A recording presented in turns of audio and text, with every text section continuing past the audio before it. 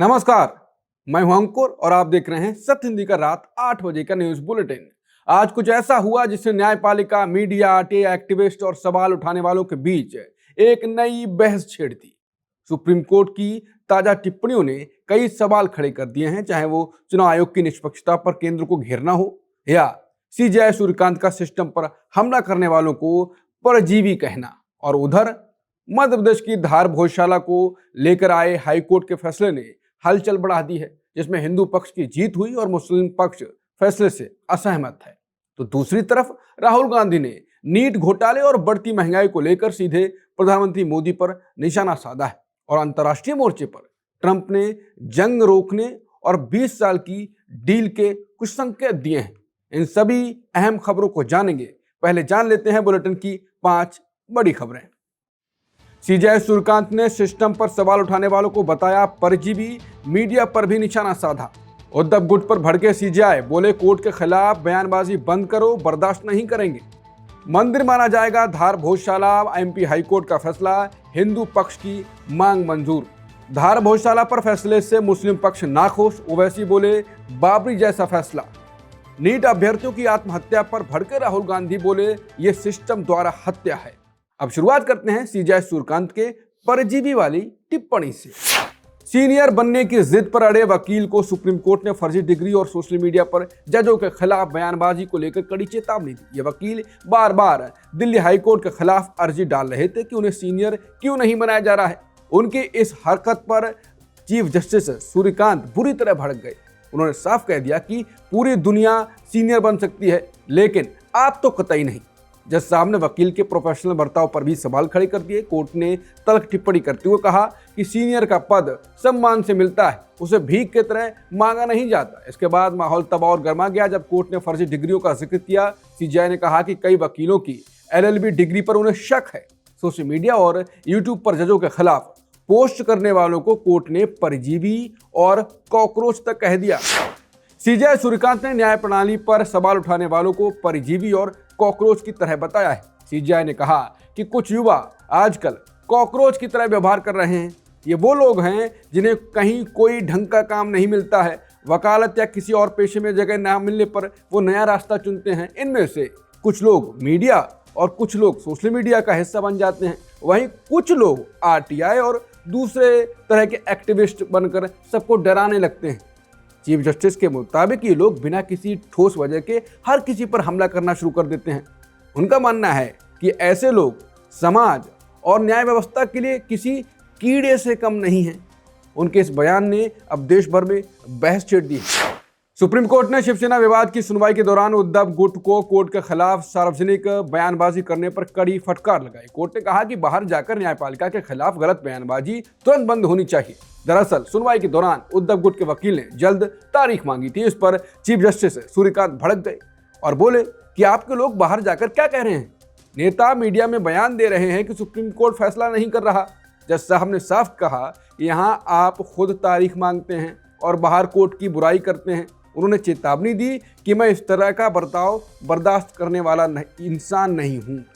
जब वकील ने दलील दी कि 3 साल से इंतजार हम लोग कर रहे हैं, तो कोर्ट ने और भी सख्त जवाब दिया। कोर्ट ने कहा कि हम यहाँ शाम 4 बजे तक बैठते हैं और खाली नहीं बैठते रहते हैं। विपक्षी वकील मुकुल रोहतगी ने भी कहा कि किसी को कोर्ट पर दबाव बनाने का हक नहीं। अंत में कोर्ट ने साफ कह दिया कि राजनीति बाहर रखें और कोर्ट में सहयोग करें। अब इस पूरे विवाद की अगली सुनवाई जुलाई के महीने में तय की गई है।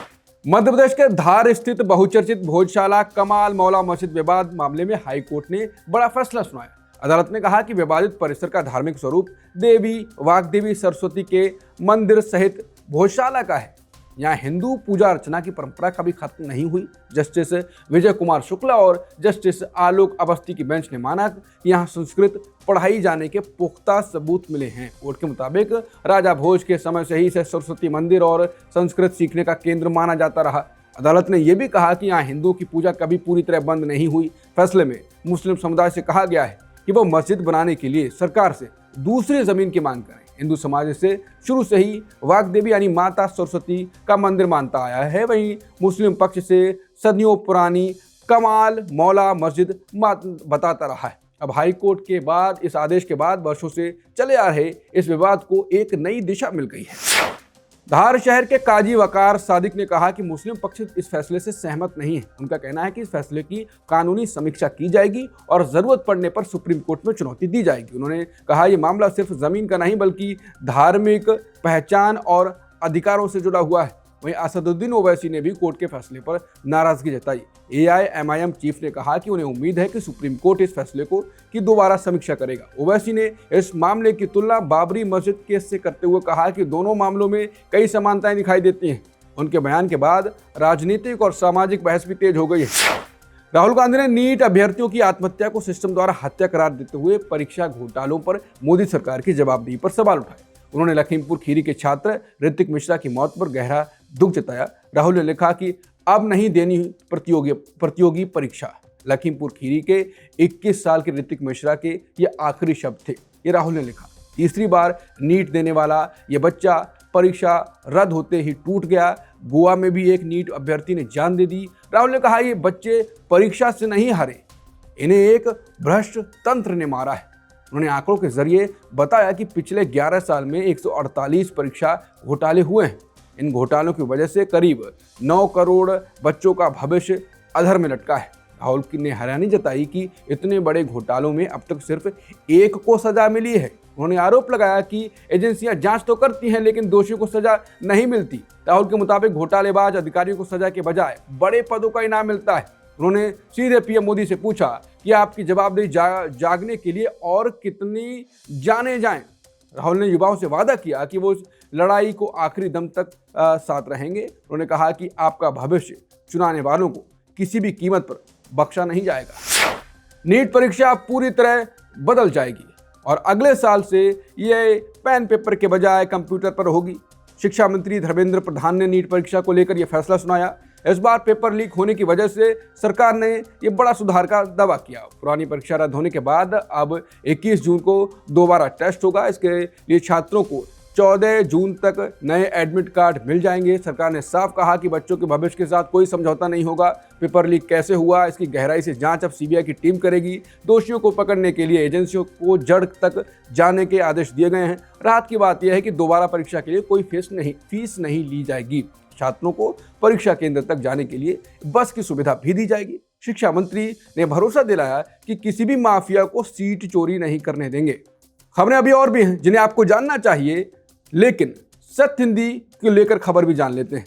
अगर आपको सत्य हिंदी का काम पसंद है तो आपकी पसंद और सत्य हिंदी और ज़्यादा अच्छा काम करे उसके लिए आपका सपोर्ट भी ज़रूरी है।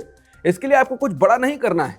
पहला काम, सत्य हिंदी का ऐप डाउनलोड कर सकते हैं आप, जिससे आप ये बुलेटिन, दूसरे वीडियोस, खबरों का विश्लेषण एक ही जगह पढ़ सकेंगे, देख सकेंगे।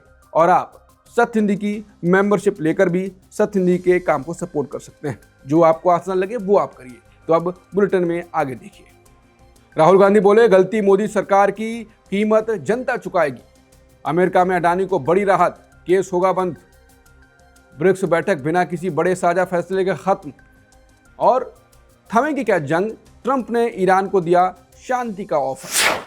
राहुल गांधी ने पेट्रोल डीजल की कीमतों में हुई 3 रुपए की बढ़ोतरी को लेकर केंद्र सरकार पर तीखा हमला बोला। कांग्रेस नेता राहुल गांधी ने इस मुद्दे पर मोदी सरकार को सीधे घेरा। राहुल ने सोशल मीडिया पर लिखा कि सरकार की गलती की कीमत अब आम जनता चुकाएगी। राहुल गांधी का मानना है कि 3 रुपए का ये झटका तो अभी बस एक शुरुआत है। उन्होंने तंज कसते हुए कहा कि सरकार अब बाकी की वसूली किस्तों में करेगी। अमेरिका ने भारी निवेश के वादे के बाद गौतम अडानी के खिलाफ रिश्वतखोरी के आरोपों को वापस लेने का मन बना लिया है।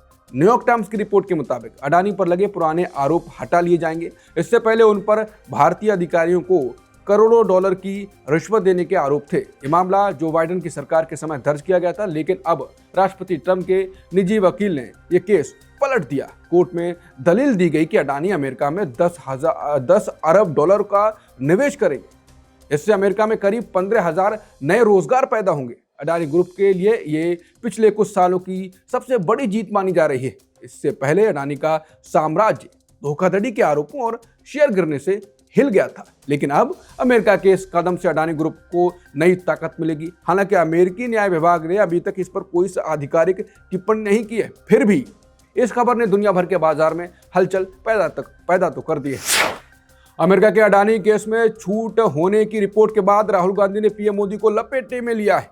राहुल गांधी ने कहा कि कॉम्प्रोमाइज्ड पीएम ने ट्रेड डील नहीं, अडानी की रिहाई का सौदा किया। दरअसल राहुल गांधी महीनों से पीएम मोदी को कॉम्प्रोमाइज्ड पीएम बोलकर निशाना साध रहे हैं और वो अडानी और दूसरे मामलों पर पीएम मोदी को कॉम्प्रोमाइज्ड होने का दावा करते रहे हैं। और इस बीच अडानी को लेकर आई न्यूयॉर्क टाइम्स की रिपोर्ट ने राहुल गांधी को और मौका दे दिया है। ब्रिक्स विदेश मंत्रियों की बैठक बिना किसी बड़े साझा फैसले के खत्म हो गई। संयुक्त अरब अमीरात और ईरान के आपसी मतभेदों ने सहमति नहीं बनने दी। हालांकि फलस्तीन के मुद्दे पर सभी देश एक राय नजर आए। बैठक के बाद जारी बयान में फलस्तीन को अलग देश बनाने का समर्थन किया गया। कहा गया कि 1967 की सीमाओं के आधार पर फलस्तीन को आज़ादी मिलनी चाहिए। इसमें गजा पट्टी और वेस्ट बैंक को फलस्तीन का हिस्सा माना गया है। साथ ही पूर्वी यरूशलेम को उसकी राजधानी बनाने की वकालत भी की गई। भले ही ईरान और यूएई में ठन गई, लेकिन फलस्तीन पर ब्रिक्स एकजुट दिखा। भारत के पूर्व सुरक्षा प्रमुखों और आरएसएस की ओर से बातचीत की वकालत के बाद पाकिस्तान ने शांति की उम्मीद जताई है। पाकिस्तान के विदेश मंत्रालय से पत्रकार ने पूछा कि भारत के पूर्व सेना प्रमुख, रॉ के पूर्व चीफ और आरएसएस के महासचिव ने पाकिस्तान से बातचीत की वकालत की, आपकी क्या प्रतिक्रिया है? इस पर पाकिस्तानी विदेश मंत्रालय ने कहा कि हम इन आवाज़ों का स्वागत करते हैं। हमें उम्मीद है कि भारत में समझदारी कायम होगी और वहां से आने वाली युद्ध की बयानबाजी में कमी आएगी। दरअसल हाल ही में होसवाले ने पाकिस्तान से बातचीत जारी रखने की वकालत की थी। इसके अलावा रिपोर्ट आई कि भारत, पाकिस्तान, कुवैत जैसे देशों में ऑपरेशन सिंदूर के बाद बैक चैनल बातचीत कर रहे हैं और इस बीच ही अब पाकिस्तान का ये बयान आया। रूसी विदेश मंत्री लावरोव ने कहा है कि अमेरिका और ईरान के बीच लंबी दोस्ती के लिए भारत सबसे अच्छा मध्यस्थ बन सकता है। लावरोव के मुताबिक अभी पाकिस्तान दोनों देशों के बीच बातचीत शुरू करवाने में मदद कर रहा है, लेकिन अगर एक भरोसेमंद और लंबे समय तक साथ निभाने वाले साथी की जरूरत है तो वो सिर्फ भारत है।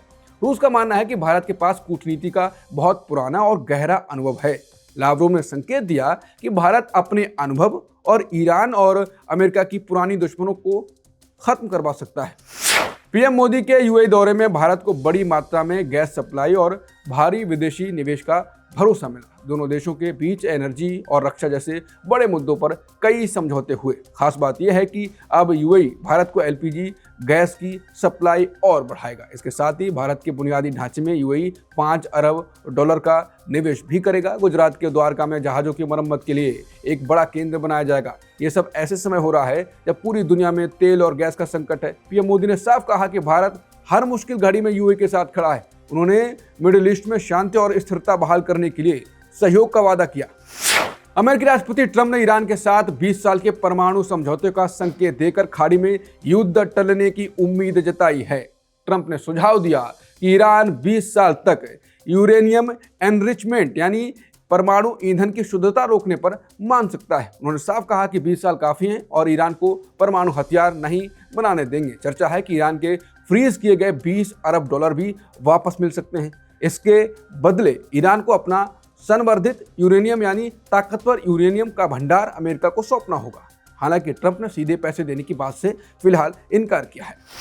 सुप्रीम कोर्ट ने उन्नाव रेप केस के दोषी कुलदीप सेंगर की सजा पर रोक हटाने वाले फैसले को रद्द कर दिया। सुप्रीम कोर्ट ने दिल्ली हाईकोर्ट के उस फैसले को रद्द कर दिया जिसमें सेंगर की उम्र कैद की सजा पर रोक लगा दी गई थी। कोर्ट ने साफ कहा कि वो हाईकोर्ट की दलीलों से सहमत नहीं है। हाईकोर्ट ने कहा था कि विधायक कोई पब्लिक सर्वेंट यानी लोक सेवक नहीं होता। जस्टिस जयमाल्या बख्शी ने इस सोच को पूरी तरह गलत करार दिया। कोर्ट ने कहा कि पॉक्सो कानून के तहत विधायक भी एक लोक सेवक है। अब हाईकोर्ट को 2 महीनों के भीतर इस पूरे मामले पर फैसला करना होगा। रात 8 बजे के बुलेटिन में इतना ही। बाकी खबरों के लिए बने रहिए सत्य हिंदी के साथ। कल सुबह 9 बजे मिलते हैं नए बुलेटिन के साथ। नमस्कार।